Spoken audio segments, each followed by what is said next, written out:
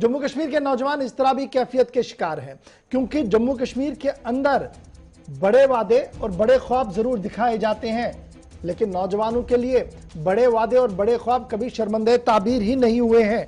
बात जम्मू कश्मीर महकमे खेल की करते हैं और जहां जम्मू कश्मीर के अंदर जबरदस्त स्पोर्ट्स टैलेंट मौजूद है, वहीं पर स्पोर्ट्स इंफ्रास्ट्रक्चर के नाम पर आज तक भी कोई काम नहीं किया गया है। सरकार की तरफ से लगातार बजट एलोकेशन भी दी गई, लेकिन उस बजट एलोकेशन का हुआ क्या, यह एक बड़ा सवाल है। बजट एलोकेशन पर आने से पहले फटाफट से जरा मैं आपको यह बताते चलूं कि हमारे पास इंफ्रास्ट्रक्चर की कमी है और इंफ्रास्ट्रक्चर को पूरा करने के लिए साबिक गवर्नर सत्यपाल मलिक साहब के दौर में कहा गया था कि 350 करोड़ रुपया रखा गया है और यह 350 करोड़ रुपया नौजवानों के खेल कूद के लिए रखा गया था, यानी बेसिक इंफ्रास्ट्रक्चर को डेवलप करने के लिए रखा गया था। और उस 350 करोड़ रुपए में से 5 सिंथेटिक फुटबॉल टर्फ ग्राउंड्स बनाने थे, 5 एस्ट्रो टर्फ ग्राउंड बनाने थे, 90 बास्केटबॉल कोर्ट्स बनाने थे, 80 वॉलीबॉल कोर्ट्स बनाने थे, 12 बैडमिंटन कोर्ट्स, 102 बैडमिंटन कोर्ट्स बनाने थे, 50 हैंडबॉल कोर्ट्स बनाने थे, 50 टेबल टेनिस के कोर्ट बनाने थे, 40 क्रिकेट नेट विकेटिंग की जो फैसिलिटी थी वो रखनी थी, 24 bowling pitch, net wicket bowling pitch बनानी थी। और इस तरीके से एक लंबी फहरिस्त है जो उस वक्त 350 करोड़ रुपए के हदफ में मुकर्रर की गई थी और वादा किया गया था जम्मू कश्मीर के नौजवान से कि अब आपको दर बदर की ठोकरें नहीं खानी है, आप अपनी जहानत और काबिलियत को दिखाइए और दुनिया भर में अपना नाम रोशन कीजिए। इस वक्त जम्मू कश्मीर का इंफ्रास्ट्रक्चर हमारे पास क्या है, तकरीबन एदाद शुमार के मुताबिक 18 स्टेडियम हमारे पास है, 18 स्टेडियम हमारे पास है और 23 टीसीज हमारे पास है, लेकिन सारे के सारे जो हैं वो इस पोजीशन में है, या तो मेंटेनेंस वहां हो नहीं पा रही है या मेंटेनेंस के लिए पैसा नहीं है। अब दुनिया भर में अंदर क्या कुछ हो रहा है, ग्लोबल स्पोर्ट्स मार्केट यानी ग्लोबल खेल मार्केट कितना है जी, 458.8 बिलियन डॉलर्स यूएस डॉलर्स में। और जब हम इसको देखते हैं साल 2020 के नजर में तो ये मार्केट डाउन हो गया पेंडेमिक और दूसरी की वजह से, तो ये 458.8 बिलियन डॉलर से 385.3 बिलियन डॉलर तक आ गया, यानी 15.4% की कमी इसमें हुई है। जब मैं इसी चीज को जम्मू कश्मीर के जाविये से देखता हूं तो जम्मू कश्मीर या भारत के जाविये से देखता हूं तो यहां पर भी स्पोर्ट्स इंफ्रास्ट्रक्चर और स्पोर्ट्स की एक्टिविटीज के लिए एक बड़ा मैदान है, एक बड़ी चीज है और इसको टैप करने की जरूरत थी और उसी टैपिंग को ध्यान रखा गया था उस वक्त के गवर्नर जब सत्यपाल मलिक साहब थे, जिन्होंने यह कहा था 350 करोड़ रुपया। मौजूदा लेफ्टिनेंट गवर्नर साहब ने क्या कहा कि हर पंचायत और हर डिस्ट्रिक्ट के अंदर स्पोर्ट्स फैसिलिटी को डेवलप किया जाएगा। अब सवाल यह है कि सत्यपाल मलिक साहब से लेकर आज तक जो ख्वाब दिखाया गया कितना शर्मंदे ताबीर हुआ है। 2 मेहमान मेरे साथ, 2 रिपोर्टर्स अलग अलग मेरे साथ ज्वाइन करेंगे। अनंतनाग से फिदा हुसैन मेरे साथ ज्वाइन कर चुके हैं और मेरे साथ हमारे सीनियर साथी सईद तजमुल ने भी ज्वाइन किया है जो खेल की काफी ज्यादा महारत रखते हैं। यह खबर इसलिए इंपॉर्टेंट है और बड़ी तेजी के साथ मैं इसको इसलिए बता रहा हूं आपको, 350 करोड़ रुपए का बजट सत्यपाल मलिक साहब के दौर में रखने का मतलब क्या था कि आपको बुनियादी सतह पर हर चीज मिल जाए। लेकिन सबसे पहले जहां पर इस वक्त फिदा हुसैन खड़ा है, जरा इनसे सुनते हैं क्या कुछ स्पोर्ट्स एक्टिविटी है और इन नौजवानों ने जिन्होंने स्टेट लेवल पर आने के लिए अपना खून पसीना एक किया है, किन मुश्किलात से दो चार होना पड़ रहा है। सही, मैं पहले तजमुल आपके पास आने से पहले फिदा आपके पास आ रहा हूं, जल्दी से बताइएगा कहां पर आप खड़े हैं और कौन आपके आगे पीछे है। देखिए इशफाक, सबसे पहले मैं आपको बता दूं कि इस वक्त मैं एक प्राइवेट बिल्डिंग में हूं। प्राइवेट बिल्डिंग के अंदर ये बच्चे जो है यहाँ पर प्रैक्टिस लेते हुए नजर आ रहे हैं, यानी कि इनके पास जो महकमा खेल कूद है उनकी तरफ से अनंतनाग में, बिजबेहरा को छोड़ के अनंतनाग में किसी तरह की कोई फैसिलिटी नहीं है। इनका मानना है मार्शल आर्ट, ये मार्शल आर्ट सीख रहे हैं यहाँ पे, और इनके कोच जो है इन्होंने नेशनल और इंटरनेशनल लेवल तक जो है ये पहुंचे हैं। उसके बाद नौजवान लड़के और लड़कियों में काफी ज्यादा जोश जो है वो देखने को मिल रहा है, और वो जोश जो है बिल्कुल मैं आपको अपने विजुअल्स में दिखाने की कोशिश करूंगा कि कोच और छोटे बच्चे किस तरह से यहाँ पर जो प्रैक्टिस लेते हुए नजर आ रहे हैं। लेकिन इनका यही कहना है कि अगर हमारे पास एक इंडोर स्टेडियम होता अनंतनाग में, हालांकि बिजबेहरा में इंडोर स्टेडियम तो बन गया है, लेकिन इनका यही मानना है कि यहाँ से काफी दूर पड़ता है। हमारे अनंतनाग में भी एक इंडोर स्टेडियम बनना चाहिए। यहाँ पर कुछ खिलाड़ी जो है इनसे बात करके, लेकिन ये प्रैक्टिस करते हुए नजर आ रहे हैं काफी, क्योंकि डर भी लगता है, क्योंकि मार्शल आर्ट का ये, और मार्शल आर्ट में तो काफी ज्यादा डर ही लगता है। इनसे बात करके सबसे पहले कि इनको कितनी मुश्किलात आती है और कितना इन्होंने।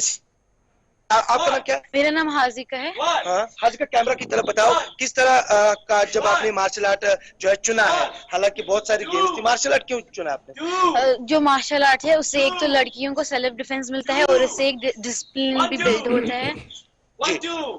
तो आजकल जो जैसे लोग ड्रग्स की तरफ जा रहे हैं, तो उससे अच्छा मैं उनको यही बोलना चाहूंगी कि वो इधर आए अपने, और जो आधे लोग सोशल मीडिया पे अपना टाइम जाया करते हैं उनको मैं यही बोलना चाहूंगी कि वो इधर आए, हमारी एकेडमी ज्वाइन करें। तो क्या किस तरह की मुश्किलात है आपको?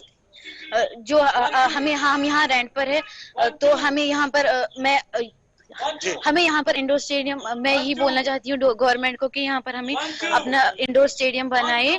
हम यहाँ रेंट पर आके सर सिखाते हैं, तो गवर्नमेंट सर देखिए इशफाक के यहाँ पर एक ही बात है कि इंडोर स्टेडियम बनना चाहिए, क्योंकि इंडोर स्टेडियम के बिना हमें काफी ज्यादा मुश्किलातें पेश आती है।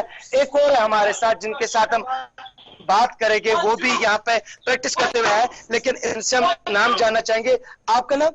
मेरा नाम मोहम्मद रेहान भट्ट है। और कब से आप ये मार्शल आर्ट सीख रहे हैं? मैं लगभग 1.5 साल होने वाला है मुझे मार्शल आर्ट सीखते। इसमें मैंने बहुत सारी नॉलेज गेन की मार्शल आर्ट के बारे में। यहाँ पे हम बहुत फिजिकल फिटनेस भी हो रही है, मेरा स्टेमिना भी इंक्रीज हो गया, स्ट्रेंथ भी, ऐसी चीजें। और मैं एक अपील करना चाहता हूँ गवर्नमेंट से कि हमें प्लीज आप इंडोर स्टेडियम दिलाइए, क्योंकि जो हम प्रॉब्लम फेस कर रहे हैं यहाँ पे बहुत हमें प्रॉब्लम फेस कर रहे हैं कि एक तो हमें स्पेस प्रॉब्लम, पहली बार इधर पे हमें ऐसी 5 बैच लगभग इधर आते हैं सीखने के लिए बच्चे, हमें बहुत प्रॉब्लम फेस होती है। हमें खुली जगह मिलनी चाहिए सीखने के लिए, इसलिए हम गवर्नमेंट से अपील करना चाहते हैं कि हमें इंडोर स्टेडियम फिर स्टैंड बाय पे रहिएगा, अगर हो सके तो कोच को अपने पास रखिएगा। थोड़ी देर में दोबारा आपके पास लौटूंगा। सही तजम्मुल बड़ा इंपॉर्टेंट है जी। सत्यपाल मलिक साहब ने ख्वाब दिखाया, और ये ख्वाब 350 करोड़ रुपए का बजट बताते हुए कहा कि अब 350 करोड़ रुपया हर गांव शहर के अंदर नए स्टेडियम बनेंगे, स्टेडियमों की हालत बदलेगी। लेकिन मिसाल हमने आप आज साउथ कश्मीर की बता दी, इससे पहले मैंने एक खबर बताई थी पुलवामा के अंदर स्टेडियम तो बना है, छोटा सा रिनोवेशन करना है, हैंड ओवर टेक ओवर करने के लिए कोई तैयार नहीं है। श्रीनगर की क्या कुछ सूरत हाल है, अदर डिस्ट्रिक्ट की क्या कुछ बात है, लेकिन 350 करोड़ रुपया क्या वाकई तौर पर इंफ्रास्ट्रक्चर डेवलपमेंट के लिए मिला, या सिर्फ एक बैनर हेडलाइन के तौर पर उसे बताया गया था? बहुत बहुत शुक्रिया इशफाक। जम्मू कश्मीर में यूथ स्पोर्ट्स बाकायदा एक महकमा है जिन्होंने न सिर्फ सरकारी सतह पर बल्कि अपने डिपार्टमेंट की तरफ से भी खेलकूद के मैदान या इंफ्रास्ट्रक्चर तामीर और तैयार करना है। और जम्मू कश्मीर में हमारा जॉगर्स पार्क जो है राजबाग श्रीनगर में, उसे जब स्पोर्ट्स काउंसिल के हवाले किया गया तो उस वक्त बताया गया सत्यपाल मलिक के उस हुक्मनामे के आसपास 16-17 का बताया गया कि जम्मू कश्मीर में अब खेलकूद के मैदान जो है वो अब 20 करोड़ रुपया का स्विमिंग पूल बनने जा रहा है। ये जॉगर्स पार्क राजबाग श्रीनगर में है, और 20 करोड़ में से आप देख लीजिएगा कि 5 करोड़ रुपया का टेंडरिंग हुआ और वो कंप्लीट है एक ब्लॉक। और उसके बाद बकिया बचे 15 करोड़ के लिए महकमा R&B, PDD और मैकेनिकल इंजीनियरिंग ने यूथ स्पोर्ट्स के साथ टेंडर क्वालिफाई करने के लिए परेशानियां खड़ी कर दी। जब तक ना आप फिजिकल और टेक्निकल टेंडर क्वालिफाई करते हैं तब तक काम को आप किसी के हवाले नहीं कर सकते हैं। स्पोर्ट्स काउंसिल के लिए बड़ी अड़चन ये है कि चीफ सेक्रेटरी साहब कुछ दिन पहले आए, डॉक्टर मेहता साहब, तो उन्होंने स्पोर्ट्स स्टेडियम पक स्टेडियम का दौरा किया। आपको याद होगा इशफाक साहब, बेशतर स्पोर्ट्स स्टेडियम जो है वो कोविड सेंटर या कोविड वेलनेस सेंटर डिक्लेयर किए गए, और 4 दिन पहले यानी सिर्फ 13 अगस्त को ही 13 अगस्त को जम्मू कश्मीर का इंडोर स्टेडियम पक स्टेडियम जो है वो कोविड सेंटर या वेलनेस सेंटर से खाली करा के वहां का बास्केटबॉल कोर्ट जो है उसको तैयार करके आवाम के नाम वक्फ करने की तैयारियां हैं।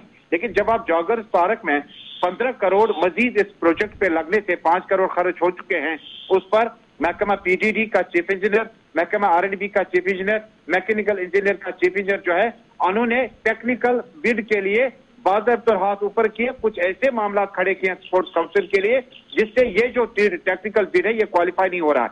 यानी स्पोर्ट्स काउंसिल इस वक्त बड़ी मुश्किल से दो चार है। हालांकि मामला हो सकते हैं, उन्हें कितना पैसा मिला खेलो इंडिया से लेकर बहुत सारे मामला जेर बहस हैं। मौजूदा सेक्रेटरी स्पोर्ट्स काउंसिल, मौजूदा डायरेक्टर स्पोर्ट्स एजेंट के स्पोर्ट्स काउंसिल और बाकी मामला पर भी बातचीत हो सकती है, क्योंकि दोनों नए नए डिपार्टमेंट को संभाल रहे हैं और पहले जो साबिक सेक्रेटरी थे फिलहाल वो डिटेंशन सेंटर में, काफी कुछ सियासत भी हावी रही। लेकिन मौजूदा दौर में स्पोर्ट्स काउंसिल ने जिन आपने एस्ट्रोटर्फ की बात की, आपने मुख्तलिफ कोर्ट्स बनाने की तामीर की बात की, 350 करोड़ के प्रोजेक्ट की बात की, लगे हाथ जम्मू कश्मीर में अभी स्पोर्ट्स काउंसिल मुश्किलात से दो चार है, आवाम की तरफ से नहीं बल्कि चीफ सेक्रेटरी ऑफिस से लेकर विद इंजीनियरिंग डिपार्टमेंट जो हैं वो कोऑपरेट न करने की वजह से जो तकमीर तक पहुंचना चाहिए था। क्या मैं इसको ऐसे बताऊं कि हमारी रियासत के अंदर तकरीरें बहुत ज्यादा की जाती है, लेकिन जो basic sports infrastructure development plan और एग्जीक्यूशन होना चाहिए, न मेरे पास प्लान है न एग्जीक्यूशन का विल है। यही वजह है कि ऊपर तो बात होती है, नीचे आते आते वो दम तोड़ देती है। बिल्कुल सही तजिया आपका। जिस वक्त लेफ्टिनेंट गवर्नर या गवर्नर साहब कोई ऐलान करते हैं, स्पोर्ट्स काउंसिल का नाम आप आसानी से ले सकते हैं। ये डिपार्टमेंट बड़ा पेचीदा है क्योंकि आपको इंजीनियरिंग विंग के साथ साथ इसमें माहिरीन की जरूरत होती है और स्पोर्ट्स को डिपार्टमेंट की सरबराह की हैसियत से आपका कम से कम नेशनलिस्ट मेडलिस्ट वो होना चाहिए था।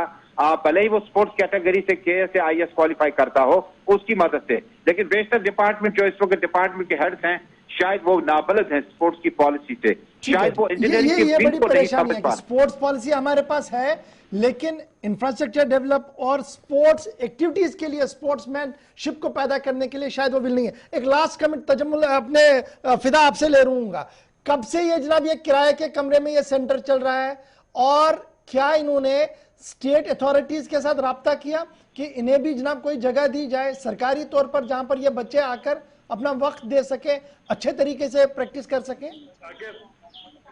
देखिए इशफाक कि जहां पे हम इस खेलकूद के हवाले से बात कर रहे हैं और अनंतनाग अजला की बात करेंगे या बिलखुसूस अगर हम जनूबी कश्मीर की बात करेंगे, यहाँ पर क्रिकेट, फुटबॉल और अब ये जो मार्शल आर्ट है, अब इसका भी बुखार जो है कहीं ना कहीं पे छोटे बच्चों के अंदर जो है ज्यादा देखने को मिल रहा है। क्या लड़के क्या लड़कियां, अब ये कहते हैं लड़कियां कि अगर लड़का कोई यहाँ पे नेशनल इंटरनेशनल लेवल पे गया है तो मैं क्यों नहीं। तो यहाँ पर काफी ज्यादा लोग हैं और यहाँ पे कोच भी है जिनके साथ हम पूरे मामले के हवाले से बात करेंगे। आकिब सबसे पहले आपका गुलिस्तान में खैर मकदम है, ये बताइए कि आप जिस बिल्डिंग में हैं और क्या कहेंगे आप सरकार से, थोड़ा आप यहाँ पे आके हमें बता दीजिए।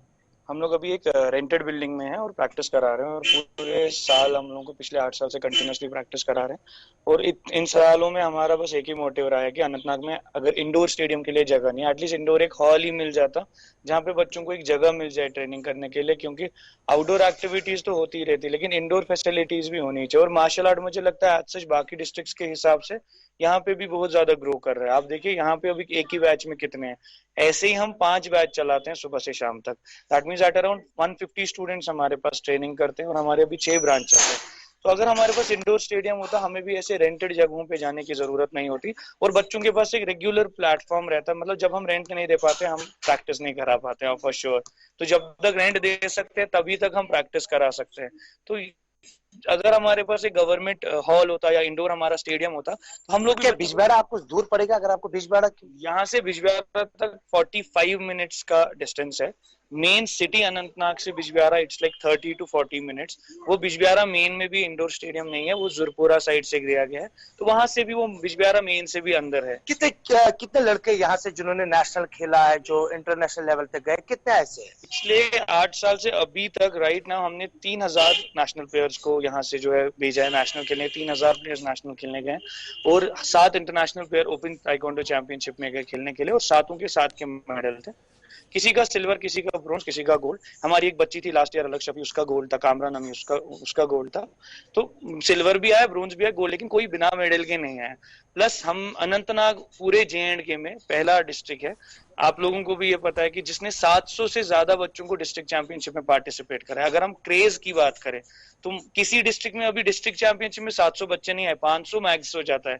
हमारे हर डिस्ट्रिक्ट चैंपियनशिप में 700-800 बच्चे खेलते हैं। दैट मींस यूथ में क्रेज है, लेकिन प्लेटफॉर्म नहीं है, कोई जगह नहीं। देखिए, बहुत बहुत शुक्रिया जी फिदा, बड़ी इंपॉर्टेंट बात इन्होंने बताई फिदा हुसैन कि डिस्ट्रिक्ट के बच्चों के अंदर क्रेज है, जिले के बच्चों के अंदर क्रेज है, लेकिन यह समझ शायद हमारे अरबाब इख्तिदार के अंदर बैठे लोगों को नहीं है। अदरवाइज जो लड़के नेशनल हुकअप पर खेलने आए उन्होंने मेडल्स लाए हैं, तो अब कदर करने वाले होने चाहिए थे, उसको चैनलाइज करने वाले होने चाहिए थे, शायद वो नहीं है। हमारे सरकारी रिकॉर्ड के अंदर पॉलिसी जरूर है, लिखी गई है, लेकिन इसका तहरीरी अमल कितना है, छोटी सी मिसाल आपके सामने आज रख दी हमने 5 के 5 में।